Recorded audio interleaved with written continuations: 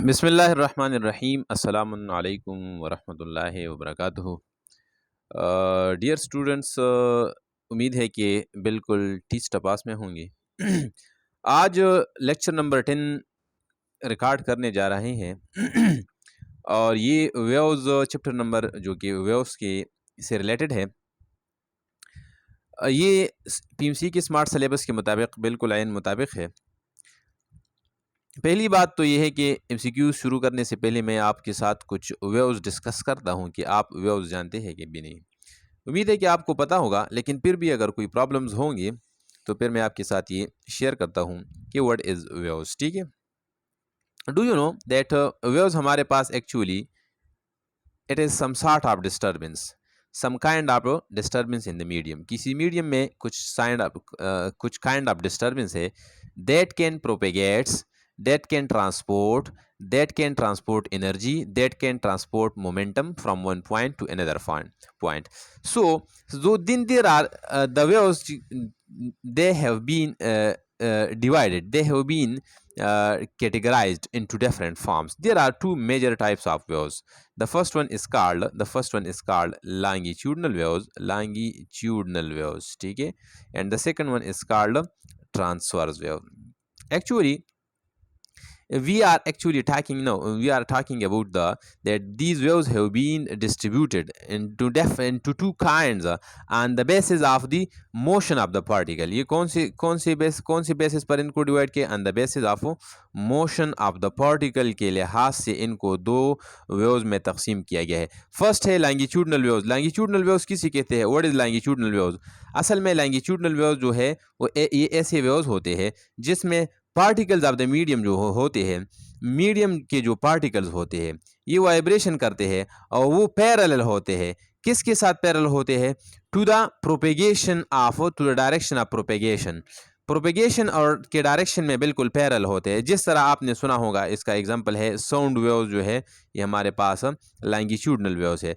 ये इसके कौन से? ये स्प्रिंग के फॉर्म में होते हैं। स्प्रिंग तो आपने वैसे भी सुना होगा, देखा होगा। स्प्रिंग जो है, जब आप किसी स्प्रिंग को स्ट्रेच करते हैं तो स्ट्रेचिंग के बाद जब इसको आप छोड़ते हैं तो इसमें जो आपके इसी तरह होते हैं। कुछ जगह जो है ये कंप्रेस होते हैं और कुछ जगह रिलैक्स होते हैं। जो जगह कंप्रेस होते हैं इसको हम कहते हैं कंप्रेशन। इसको हम क्या कहते हैं? कंप्रेशन। शाबाश। और जो जगह रिलैक्स होते हैं इसको हम कहते हैं रेयरफैक्शंस। इसको हम क्या कहते हैं?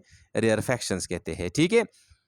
और इसके जो पार्टिकल्स आर द मीडियम इसी तरह ये वाइब्रेट होते हैं, इसी तरह टू एंड फ्रो वाइब्रेट होते हैं। लिहाजा वेव्स की जो डायरेक्शन है ये डायरेक्शन भी यही है और इसके जो ऑसिलेशन ऑफ द मीडियम है ये भी इसी डायरेक्शन में। इसका मतलब ये है कि ये हमारे पास ये the particles of the medium are actually vibrating पर parallel to the direction of propagation, that is why they are called longitudinal waves. Now transverse waves जो है, इसमें जो पार्टिकल्स ऑफ द मीडियम होते हैं ये परपेंडिकुलर होते हैं। परपेंडिकुलर ये आपने सुना होगा, जवानी के ज़माने में मैट्रिक में आपने पढ़ा होगा कि ये हमारे पास एक रस्सी है। रस्सी को इसका एक साइड जो है इसको मैंने टाइट बांधा है और दूसरी साइड को मैं एक जर्क देता हूँ ऊपर की तरफ या नीचे की तरफ, तो इसमें एक डिस्टर्बेंस पैदा होती है। और ये डिस्टर्बेंस जो है ये जहाँ से आपने जर्क दिया है ये वहीं से शुरू होता है और यहाँ तक पहुँचता है।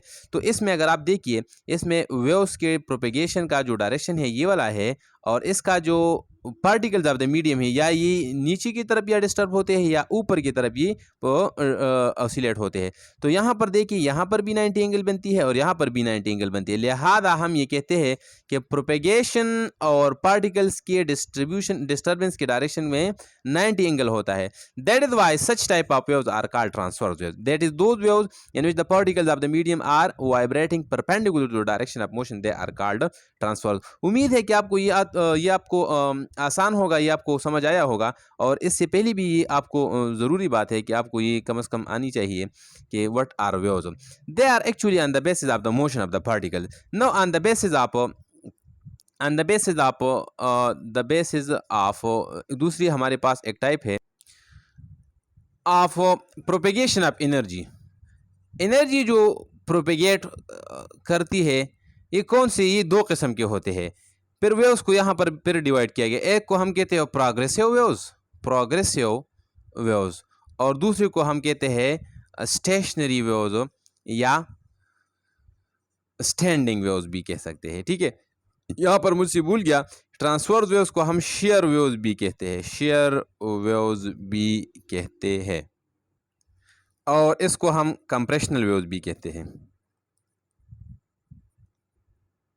Compressional waves. ठीक है, प्रोग्रेसिव वेव्स कौन से वेव्स होते हैं? ऐसे वेव्स जो कि एक पॉइंट से एनर्जी दूसरे पॉइंट तक ट्रांसफर करती है, इसको हम कहते हैं प्रोग्रेसिव वेव्स। ठीक है, और स्टेशनरी या स्टैंडिंग वेव्स में हमेशा के लिए एनर्जी जो है ये एनर्जी ट्रांसफर नहीं होती, एक जगह से दूसरी जगह एनर्जी नॉट ट्रांसफर्ड, एनर्जी इसमें ट्रांसफर नहीं होती एक जगह। हाँ, वाइब्रेट तो होती है, वाइब्रेशन होती है, लेकिन यहाँ पर ये एनर्जी दो पॉइंट्स के दरमियान लॉक होती है, इसको हम कहते हैं स्टैंडिंग या स्टेशनरी वेव्स। और प्रोग्रेसिव वेव्स में जो है पार्टिकल्स ऑफ द मीडियम जो है, दूसरी इसमें जो डिफरेंस है, इसमें पार्टिकल्स ऑफ द मीडियम जो है इसकी सारे पार्टिकल्स की वाइब्रेशन एक जैसी नहीं होते हैं, इन सारे पार्टिकल की वाइब्रेशन नॉट द सेम, ये एक जैसी नहीं होती, लेकिन यहाँ पर जो है सारे पार्टिकल की वाइब्रेशन जो है ये सेम होती है, एक ही टाइम पर इसकी वाइब्रेशन क्या होती है, अप होती है, और यहाँ एक ही पॉइंट पर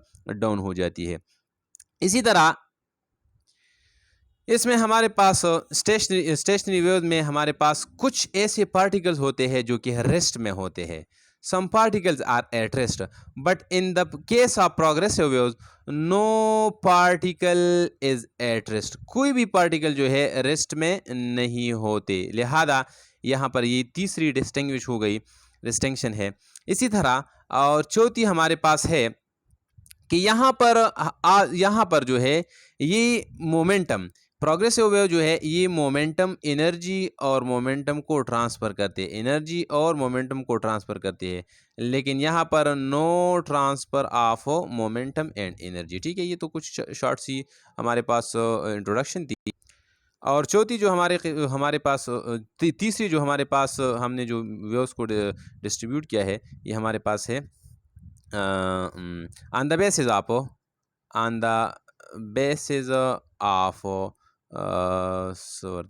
on the basis of requirement of medium, requirement of medium के लिहाज से हमारे पास दो किस्म की वेव्स है, एक को हम कहते हैं मैकेनिकल वेव्स और दूसरे को हम कहते हैं नॉन मैकेनिकल वेव्स। ठीक है, मैकेनिकल वेव्स ऐसे वेव्स को कहते हैं which needs medium for the propagation from one point two another point, while non mechanical medium जो है ऐसे वेव्स होते हैं जिसको नो मीडियम, इसको मीडियम की ज़रूरत नहीं होती, ये बग़ैर मीडियम की भी प्रोपेगेट होती है। Like the example of the non mechanical waves are light and the mechanical are the water waves या sound waves are the example of non mechanical. चलो आगे जाते हैं एमसीक्यूज़ की तरफ। एमसीक्यूज़ नंबर फर्स्ट हमारे पास है, एमसीक्यूज़ नंबर फर्स्ट। ठीक है, एमसीक्यूज़ नंबर फर्स्ट है कि which of the following is true regarding the longitudinal waves at compression। Compression में आपके ख्याल में कंप्रेशन पर, लॉन्गिट्यूडनल वेव्स में कंप्रेशन पर कौन सा आपके ख्याल में ठीक होगा? Pressure, P pressure, rho density, T temperature, increase and V मतलब वॉल्यूम। आपके ख्याल में प्रेशर, इन डेंसिटी, टेम्परेचर ये इंक्रीज होते हैं और वॉल्यूम डिक्रीज। दूसरी बात ये वाला इंक्रीज और वॉल्यूम इंक्रीज। तीसरी बात ये सारे factor decrease, none of them. आपके ख्याल में कौन सी होती है? Which of the following is correct? शाबाश, वीडियो को पास कीजिए और बताइए खुद, मेरे एक्सप्लेन करने से पहले आप खुद बताइए। चलो मैं यहाँ पर एक्सप्लेन करता हूँ, देखिए शाबाश। मैं यहाँ पर बनाता हूँ, मैं यहाँ पर मैं लॉन्गिट्यूडनल वेव्स को यहाँ पर बनाता हूँ। लॉन्गिट्यूडनल वेव्स ऐसे वेव्स को कहते हैं जहाँ पर कंप्रेशन और रेयरफैक्शन बनते हैं। ठीक है स्टूडेंट्स, तो आप देखिए यहाँ पर मैंने एक कंप्रेशन बना लिया, ठीक है, इसको हम कहते हैं कंप्रेशन, और दूसरा मैंने बना लिया रेयरफैक्शन मैंने बना लिया। अभी देखिए यहाँ पर अगर मैंने कंप्रेशन बनाया है तो याद रखिए कंप्रेशन में पार्टिकल जो है, पार्टिकल ये कंप्रेस हो जाते हैं। क्या हो जाते हैं? कंप्रेस। कंप्रेस का मतलब ये है कि यहाँ पर पार्टिकल ऑफ द मीडियम जो है ये ओवरक्राउडेड बन जाते हैं। कितने कहाँ क्या बन जाते हैं? ओवरक्राउडेड बन जाते हैं। ठीक है, तो और यहाँ पर पार्टिकल जो है ये रिलैक्स हो जाते हैं। रिलैक्स का मतलब ये एक दूसरे से दूर हट जाते हैं। तो आपके ख्याल में इधर देखिए यहाँ पर इससे आपसे पूछते हैं कि which of the following is true regarding the longitudinal waves at compression. Compression पर यहाँ इसी पॉइंट पर कौन कौन से फैक्टर्स हो ठीक है।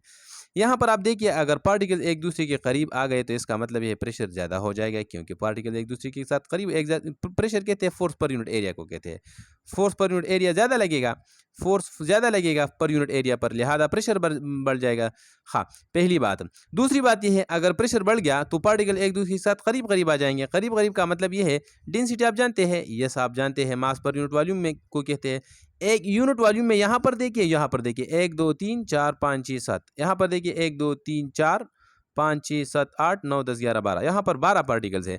मतलब यूनिट वॉल्यूम में यहाँ पर पार्टिकल ज़्यादा होंगे तो डेफिनेटली बात है कि यहाँ पर मास ज़्यादा होगा। मास ज़्यादा का मतलब है कि यूनिट वॉल्यूम में मास ज़्यादा होने का मतलब है डेंसिटी ज़्यादा होगा। ठीक है, इसी तरह ये भी हो गया, हाँ, प्रेशर भी ज़्यादा हो गया, डेंसिटी भी ज़्यादा हो गई।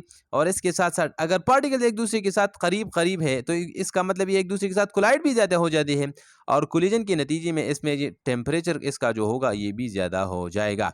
तो मतलब ये है कि प्रेशर डेंसिटी एंड टेम्परेचर ये तो इंक्रीज होते हैं। चलो वॉल्यूम की तरफ आते हैं।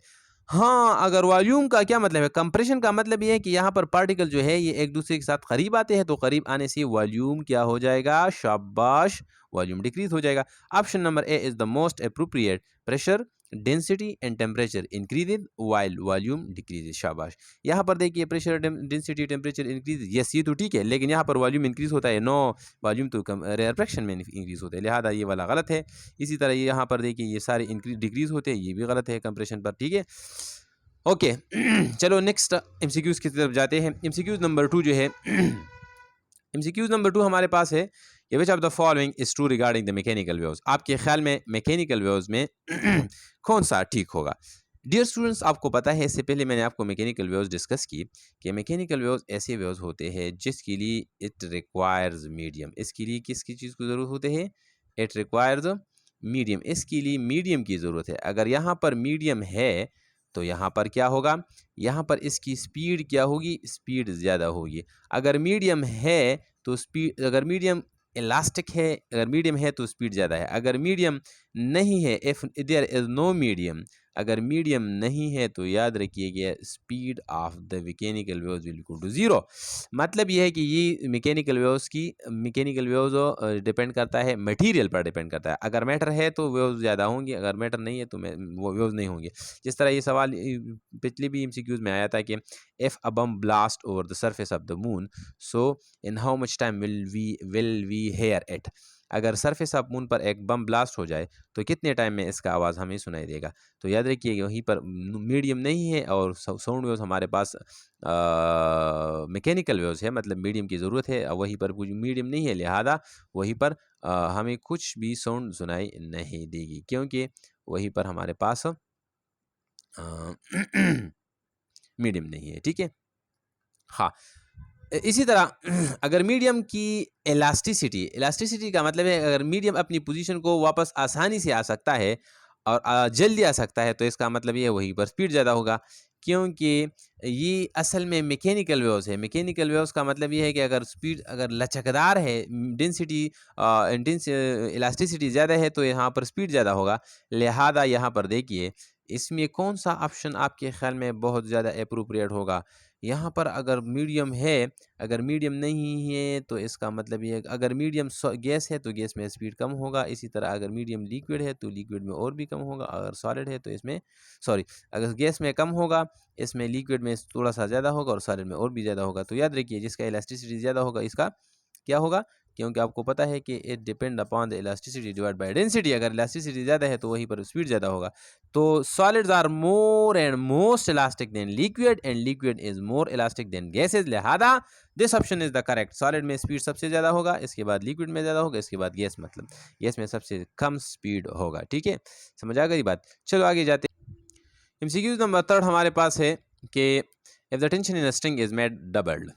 यहाँ पर देखिए शाबाश, टेंशन जो है ये फाइनल टेंशन जो है इनिशियल से डबल हो गया है, मतलब जिस तरह आपका डबल हो गया है टेंशन न ले, ठीक है, टेंशन लेने के लिए नहीं है, ये देने के लिए होता है। और अब मैं आपको एक गुजारिश करता हूँ कि ना आप किसी को टेंशन दे दिया ना खुद ले ले, ठीक है।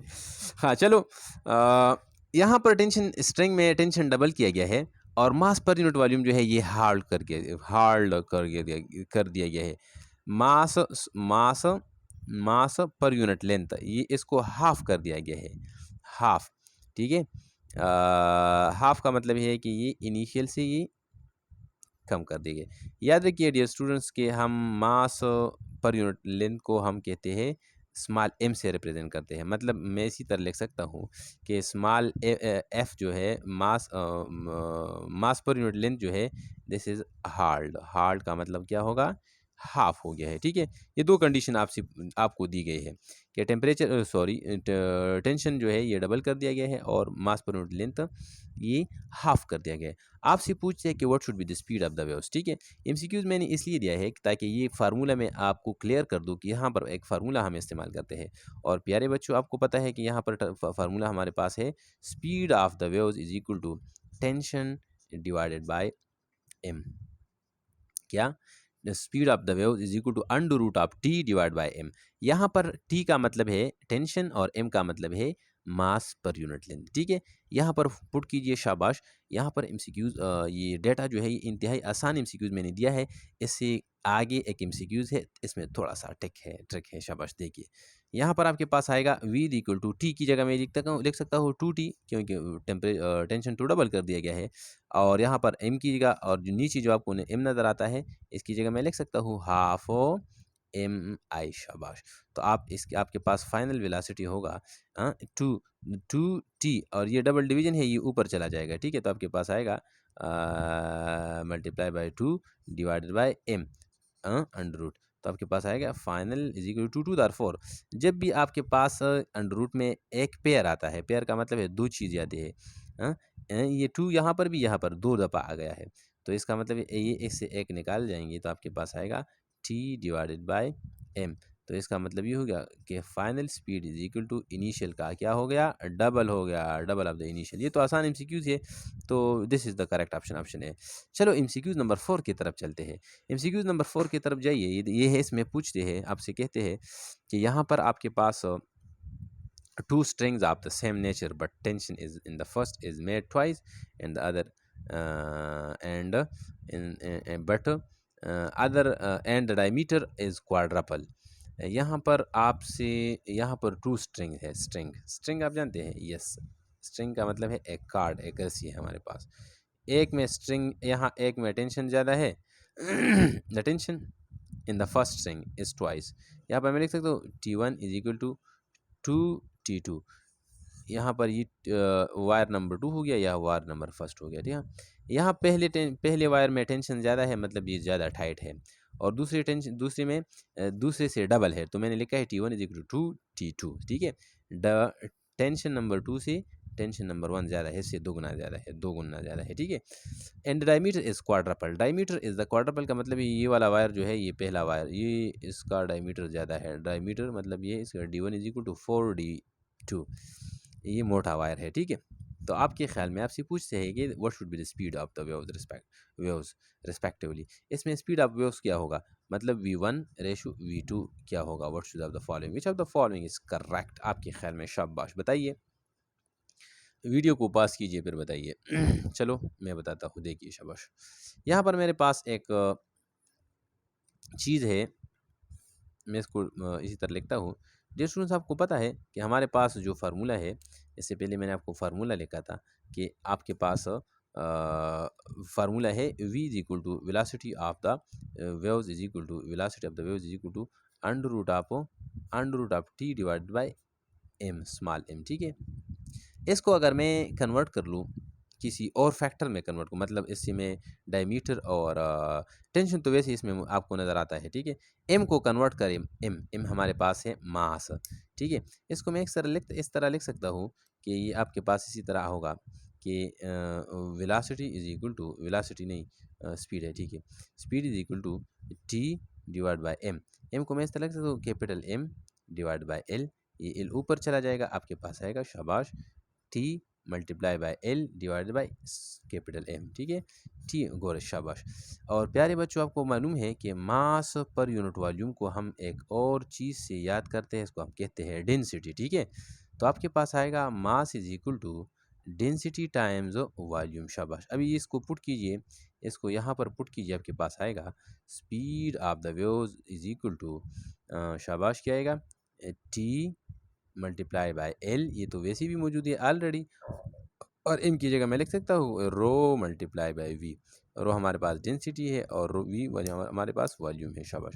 वॉल्यूम आपके पास बराबर होता है, volume is equal to of any body is equal to area multiply by length. इसी तरह होते हैं आपके पास प्यारे बच्चों, आएगा T multiply by L divide by rho into A multiply by L. शाबाश। इसमें कोई चीज़, बस चीज़ इसमें कट होती है। देखिए शाबाश, कौन कौन से फैक्टर्स कट हो जाते हैं, ये एल एल के साथ कैंसिल हो जाएगा। आपके पास क्या बचेगा, आपके पास बचेगा, टेंशन लीजिए, ठीक है, टेंशन लेने के लिए नहीं होता, ठीक है, अभी ये साल हो जाएगा, ठीक है।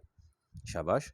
आपके पास आएगा is equal to T divide by A. शाबाश, गुड। यहाँ पर आपको एक चीज़ नज़र आता है, इसको आप एरिया कहते हैं, और यहाँ पर आपसे पूछा भी गया है, आपको दिया गया है रेडियस और डायमीटर, तो इस एरिया को रेडियस और डायमीटर के टर्म में लिखिए तो आपका मसला हल हो जाएगा। चलो मैं इस दूसरे पेज पर लिखता हूँ, देखिए शाबाश। आपके पास आएगा, साथ साथ इसी क्वेश्चन को भी देखिए और इसमें भी मैं ये सॉल्व करता हूँ। शाबाश। आपके पास आएगा, शाबाश प्यारे बच्चों, गुड। आपके पास आएगा speed is equal to under root of T divided by density and area. शाबाश। एरिया आपको पता है, किसी भी वायर का एरिया हमारे पास बराबर होता है बाय आर स्क्वायर के। पुट कीजिए, आपके पास आएगा speed is equal to tension divide by density into शाबाश। इसकी जगह मैं क्या लिखूँ, पाई आर स्क्वायर। शाबाश। अगर डियर स्टूडेंट्स, अगर अंडर रूट में कोई स्क्वायर आ जाए तो याद रखिए दोनों कैंसिल हो जाएंगे, सिर्फ आर बाहर आ जाएगा। आपके पास आएगा V is equal to under root T divided by R, ये ऊपर, इसको मैं अंडर रूट से निकालूंगा और आपके पास आएगा रो इंटू पाई, ठीक है। यहाँ पर आपसे अभी सवाल मुश्किल हल हो गया। यहाँ पर ये सवाल मैंने क्यों आपको इसमें शामिल कर दिया गया, क्योंकि मैं यहाँ पर एक शॉर्टकट लिखने वाला हूँ, और शॉर्टकट अपने पास नोट कीजिए। शॉर्टकट आपके पास आएगा डियर बच्चों, प्यारे बच्चों, आपके पास आएगा under root of T one, V one is equal under root of T one divided by शाबाश आर वन। आर वन का मतलब यहाँ पर देखिए, और रो और पाई तो वैसे भी कांस्टेंट है, लिहाजा क्योंकि यहाँ पर सेम नेचर का वर्ड इस्तेमाल किएगा, मतलब अगर यहाँ पर कार्ड जिस चीज़ का भी है तो ये कार्ड भी इसी चीज़ का होगा, ठीक है। तो मैंने इस दोनों को दूड़ा कर दिया, दूड़ा कर आप जानते हैं दूड़ा का मतलब, ये मैंने ख़त्म कर दिए, कैंसिल कर दिए, इसको मैंने एक्सक्लूड कर दिया, इसको मैंने इग्नोर कर दिया, क्योंकि इसमें ये दोनों तो वैसे भी कांस्टेंट है। तो आपके पास V1 आएगा और V2 ये आएगा। शाबाश। Under root of T2 divide by R1, ठीक है, सॉरी R2। और आपको पता है कि डायमीटर जो है और रेडियस का आपस में क्या रिलेशन है, 2R है, तो आर आपके पास आएगा D डिवाइड बाई 2 आएगा। तो आप इसी तरह भी लिख सकते हैं कि V1 इज इक्वल टू, शाबाश, D2 तो कांस्टेंट है, तो आपके पास आएगा T1 डिवाइडेड बाय, शाबाश, क्या आएगा, D1। सिमिलरली V2 आपके पास आएगा T2 डिवाइडेड बाय D2। समझ आ गई बात? अगर अब भी समझ नहीं आई तो दोबारा देखिए। शाबाश। यहाँ पर फिर से सवाल करता हूँ, शाबाश। आपके पास शॉर्टकट आएगा, शॉर्टकट मैंने ये लिखा, शॉर्टकट जो मैं अभी ये सवाल मैंने किया तो इसीलिए मैं किया कि velocity is equal to tension divided by radius या डायमीटर, ठीक है। आपके पास ये फार्मूला हो गया। यहाँ पर आपसे पूछते हैं कि द फर्स्ट स्ट्रिंग में जो है टेंशन डबल है और डायमीटर ये 4 टाइम है। अभी यहाँ पर पुट कीजिए, बात ख़त्म। शाबाश। V1 divide by V2 is equal to T1 की जगह यहाँ पर देखिए क्या है, ए मैंने आपको बताया था कि ये टेंशन के साथ डायरेक्टली रिलेटेड है।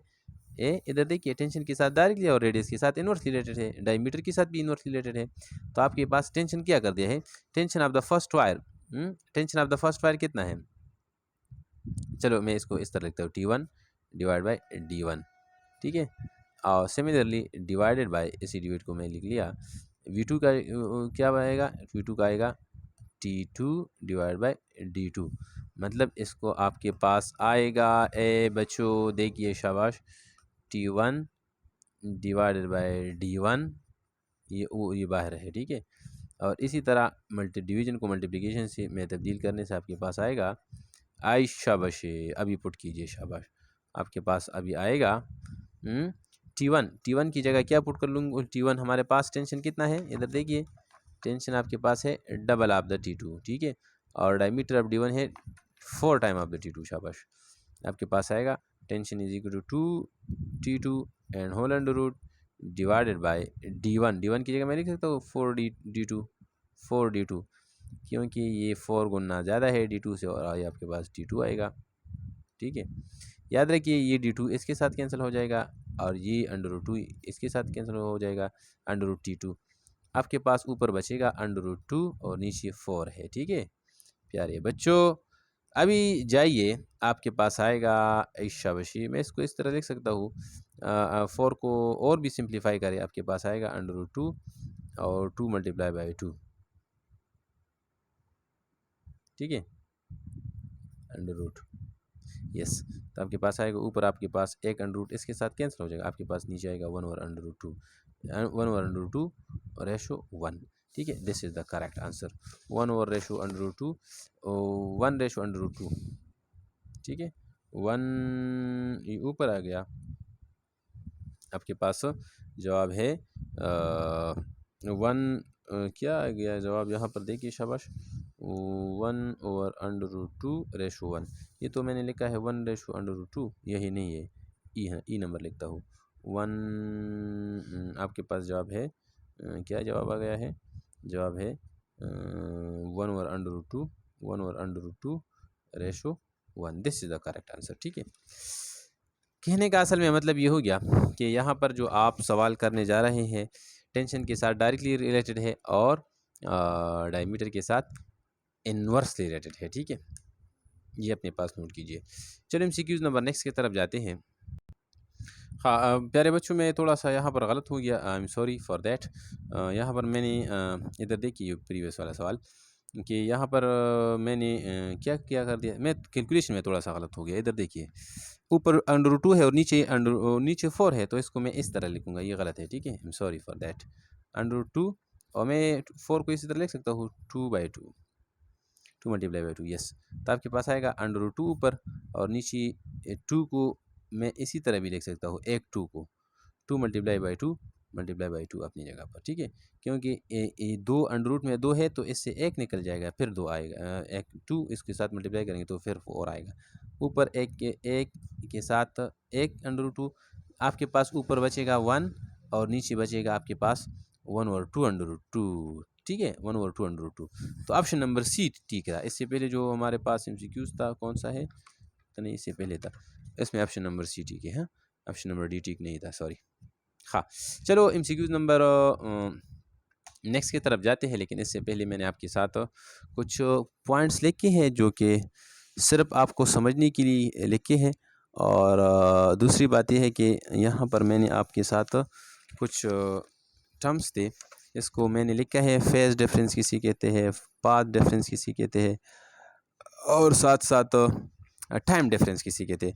प्यारे बच्चों, फेज डिफरेंस असल में दो वेव्स के दरमियान जो कि इनिशियल स्टार्टिंग पॉइंट में जो डिफरेंस होती है इसको हम कहते हैं, अगर इसको हम रिप्रेजेंट करें एंगल में रिप्रेजेंट करें, अगर किसी दो वेव्स के स्टार्टिंग पॉइंट को हम, अगर दो वेव्स के स्टार्टिंग पॉइंट को हम डिफरेंस है और इनको हम रिप्रेजेंट करते हैं, इन्हीं डिफरेंस को हम रिप्रेजेंट करें किसी एंगल में, तो इसको हम कहेंगे पाथ डिफरेंस, इसको फेज डिफरेंस, सॉरी, इसको हम डेल फाई से रिप्रेजेंट करते हैं। इसी तरह पाथ डिफरेंस मतलब अगर दो वेव्स के दरमियान डिफरेंस है, स्टार्टिंग पॉइंट में डिफरेंस है, लेकिन पाथ इसको हम लीनियर डिस्टेंस में रिप्रेजेंट करें तो इसको हम कहते हैं पाथ डिफरेंस।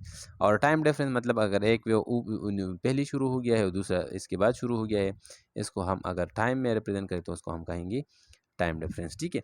अब ये सवाल ये है कि इसका रिलेशनशिप क्या है। रिलेशनशिप ये है, फेज डिफरेंस का जो रिलेशनशिप है, पहले ये देखिए कि पाथ डिफरेंस का जो रिलेशनशिप है ये हमारे पास है, इसको हम रिप्रेजेंट करते हैं डेल एक्स से। आपके पास आएगा del X is equal to lambda multiply by phase difference divide by 2 pi, ठीक है, आपके पास रिलेशनशिप होगा।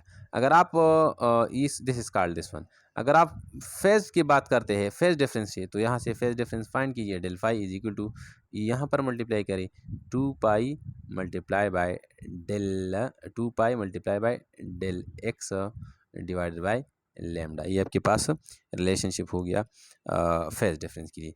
अभी यहाँ पर आप देखिए,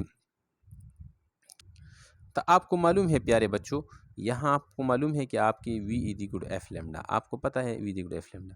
अगर लेमडा को मैं इसी तरह शिफ्ट करूँ, आपके पास आएगा v by lambda is equal to F, या आप इसी तरह लिख सकते हैं कि 1/लेमडा is equal to F by V. शाबाश। तो आपके पास यहाँ पर देखिए प्यारे बच्चों, ये क्या है, ये 1/लेमडा है ना, ये देखिए ए शाबाश, ये 1/लेमडा। तो इसकी जगह आप एफ बाई वी भी लिख सकते हैं। तो आपके पास आएगा del phi is equal to, मतलब phase difference is equal to 2 pi into multiply by del x, और इसके साथ क्या है और फैक्टर, तो इसके 1/लेमडा की जगह मैं लगाऊंगा एफ और डिवाइडेड बाई वी। शाबाश। ये मैंने क्यों लिखा, अभी आपको पता लगेगा कि मैंने क्यों लिखा। ठीक है, ये दूसरा फार्मूला हो गया, ये हो गया तीसरा फार्मूला। ठीक है, ये अपने पास इंतहाई ज़रूरी चीज़ है, अपने पास नोट कीजिएगा। मैं थोड़ा सा थका हूँ इसलिए मैं आराम आराम से बोलता हूँ।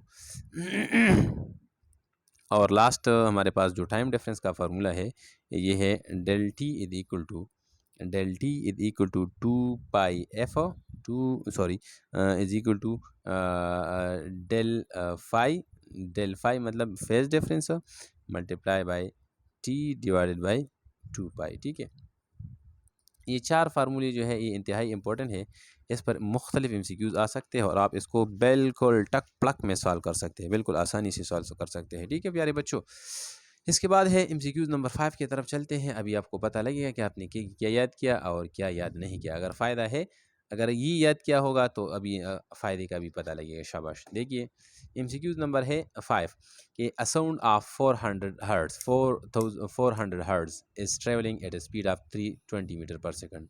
ये हमारे पास फ्रीक्वेंसी है, ये स्पीड दिया गया है। What is the phase difference between 2 points at 0.2 centimetre अपार्ट्स। यहाँ पर आपको आपसे पूछते हैं कि फेज डिफरेंस फाइंड करना है। फेज डिफरेंस मतलब हमारे पास दो पॉइंटों के दरमियान फेज डिफरेंस फाइंड करना है कि वजह इन दो पॉइंट्स के दरमियान कितने फ़र्क है, लेकिन कितने फ़र्क कितना है, इसको डिग्री में रिप्रेजेंट करना है। ठीक है, तो प्यारे बच्चों ये वाला सवाल आया था ईटा में, आया था ईटा। इससे पहले आप जो PMC से पहले जो टेस्ट कंडक्ट करते थे इसको हम ईटा कहते थे। ईटा पर इंजीनियरिंग या इंजीनियरिंग के टेस्ट में आया था और सवाल इसी तरह था। चलो आपके यहाँ पर कौन सा फार्मूला इस्तेमाल करेंगे। शाबाश। देखिए पहले फार्मूले, सेकंड फार्मूले की तरफ देखिए 2 pi del X divide by lambda.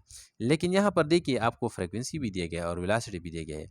तो यहाँ पर देखिए आपको यहाँ पर न फ्रीक्वेंसी है और न वेलोसिटी है। इसके लिए जो चौथा फार्मूला मैंने डिराइव किया, ये तीसरा फार्मूला ये वाला 2 पाई डेल एक्स, ये हमारे पास क्या है, ये हमारे पास दो पॉइंट के दरमियान जो पाथ है, यहाँ पर जो आपको दिया गया है डेल एक्स। ठीक है, और ये हमारे पास है एफ और ये वेलोसिटी। यहाँ पर फुट कीजिए, शाबाशी फार्मूले इस्तेमाल कीजिए, आपके पास आएगा del phi is equal to 2 pi multiply by del X multiply by frequency divided by velocity. शाबाश। आपके पास आएगा phase difference is equal to 2 pi multiply by del X किसी कहते हैं, डेल एक्स कितना है 0.2 मीटर मल्टीप्लाई बाय फ्रिक्वेंसी कितनी है 400 हर्ट्ज़ है।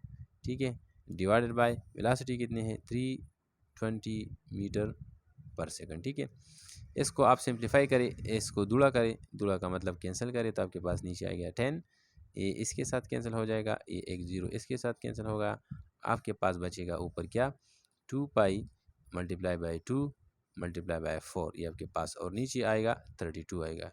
4 1 ज़ार 4, 4 8 ज़ार 32। ठीक है, आपके पास यहाँ पर 2 है, 2 1 ज़ार 2 और 2 2 4 ज़ार 8, आपके पास आएगा 2 पाई डिवाइडेड बाय 4, और भी सिंपल होता है। ठीक है, आपके पास आएगा पाई बाय 2। ये वह है सवाल, आपका जवाब हो गया ऑप्शन नंबर सी, और ये आया था इंजीनियरिंग के टेस्ट में आया था। ठीक है, समझ आ गई बात। चलो स्टूडेंट्स, मैं आज इंतहाई तका हूँ और आखिरी MCQs रह गया, इसको भी डिस्कस करते हो फिर इंशाल्लाह ख़त्म कर। MCQs नंबर लास्ट है question MCQs number 6, intensity which of the following is correct relationship regarding I mean intensity, A mean amplitude. यहाँ पर आपसे दिया गया है ऑप्शन ABC, कौन सा करेक्ट है। करेक्ट और ना करेक्ट तब तो आपको पता लगे जब आप इंटेंसिटी और